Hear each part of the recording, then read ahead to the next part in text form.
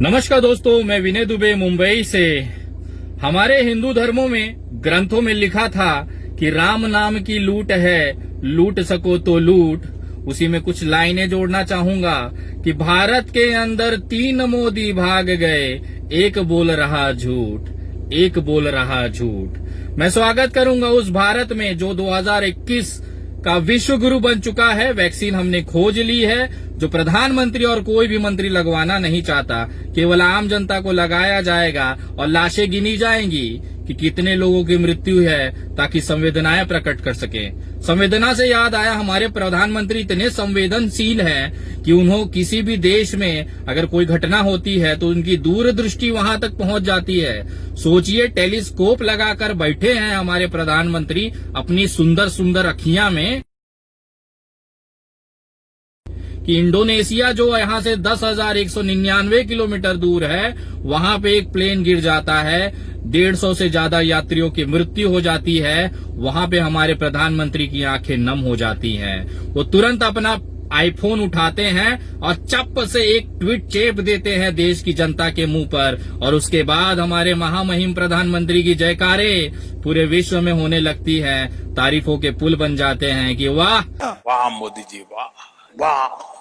भारत का नसीब है कि ऐसा मार्मिक प्रधानमंत्री मिला है जो दूसरे देश के यात्रियों की मृत्यु पर भी संवेदनाएं प्रकट करता है। तो जब ये वाहवाही मैं देख रहा था और ये ट्वीट मैं आपको दिखाना चाहूंगा, जरा दर्शन करिए उस दिव्य ट्वीट का जिसपे प्रधानमंत्री ने संवेदनाएं प्रकट की हैं 10,199 किलोमीटर दूर इंडोनेशिया के लिए।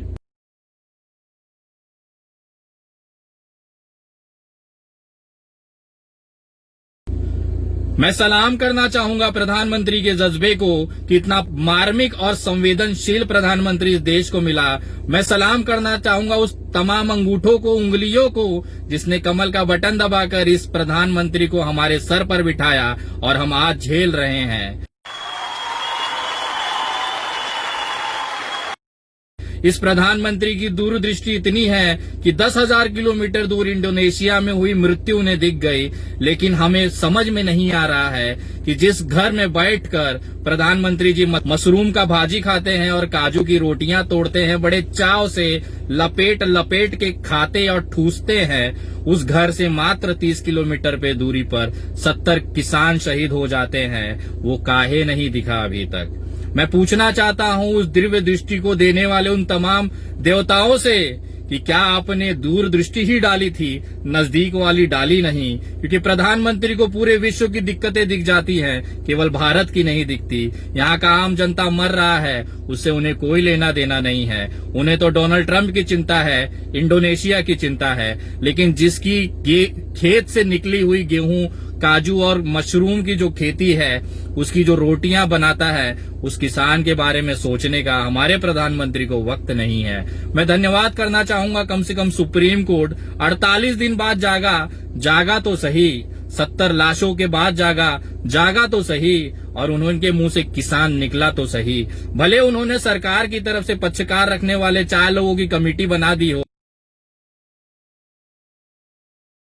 वो 2 महीने बाद अपनी रिपोर्ट लगाएगा कि ये कृषि बिल जो है बहुत सही है, किसानों के हित में है, और सुप्रीम कोर्ट उस पर ठप्पा मार देगा कि भैया ये पास किया जाए, हमें कोई दिक्कत नहीं है। हम समझ सकते हैं, लेकिन वो सुप्रीम कोर्ट माने नहीं है। सुप्रीम कोर्ट और सरकारों को बताना चाहूंगा, ये लड़ाई समझौते के लिए नहीं है, ये लड़ाई है सीधी सीधी एक लाइन में। जब तक कृषि बिल वापस नहीं होगा तब तक कोई घर वापसी नहीं करेगा। जितना जल्दी हो ये समझ जाएं आप, क्योंकि जब 26 जनवरी आ रही है, इस देश में तिरंगा लेकर 26 जनवरी मनाना भी गुनाह हो गया है। तमाम भारतीय जनता पार्टी के कार्यकर्ता, यहाँ तक कि अदालत में भी याचिका दाखिल की गई है कि 26 जनवरी को तिरंगा यात्रा, ट्रैक्टर यात्रा न निकलने दी जाए। सोचिए, हम उस भारत में आ चुके हैं जहाँ पे 26 जनवरी जैसे गौरवान्वित दिन को भी हम सेलिब्रेट नहीं कर सकते, वो भी अपने देश के झंडे तिरंगा को लेकर। बताइए, ये नया स्वर्णिम भारत नहीं है तो क्या है?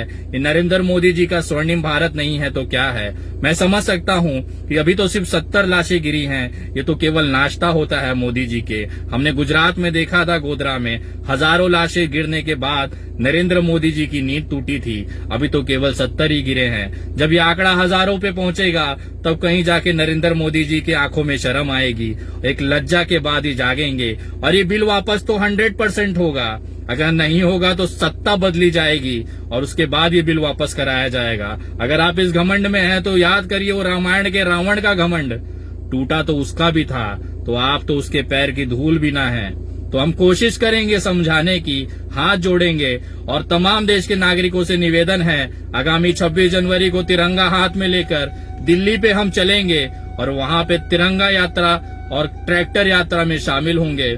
मैं धन्यवाद करना चाहूंगा उन तमाम देश के युवाओं को जो धीरे धीरे ही सही लेकिन जाग रहे हैं और इस सरकार की गलत नीतियों का विरोध कर रहे हैं। और पूरे देश के अंदर अगर तिरंगा लेकर 26 जनवरी ना मनाया जा सके तो मैं लानत पेश करना चाहूंगा, मैं शर्म पेश करना चाहूंगा उस सरकार के मुंह पर कि जिस संविधान ने, जिस तिरंगे ने तुम्हें प्रधानमंत्री बनाया, तुम्हें बहुमत बनाया, तुम्हें सांसद दिया, तुम्हें विधायक बनाया, आज उसी देश के अंदर हम तिरंगा उठाकर तिरंगा यात्रा और अपने देश को सलाम भी नहीं कर सकते।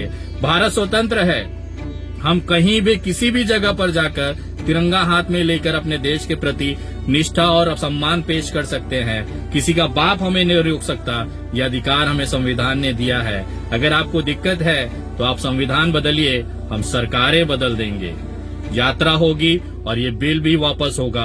अगर ये बिल वापस नहीं होगा तो कोई घर वापसी नहीं करेगा, ये लिख कर ले लीजिए। अब लड़ाई है आर और पार की, देखना है इसमें सरकार कितनी जल्दी जागती है, क्योंकि जितना जल्दी जागेंगे आपके स्वास्थ्य के लिए उतना ही अच्छा है। जय हिंद, जय महाराष्ट्र।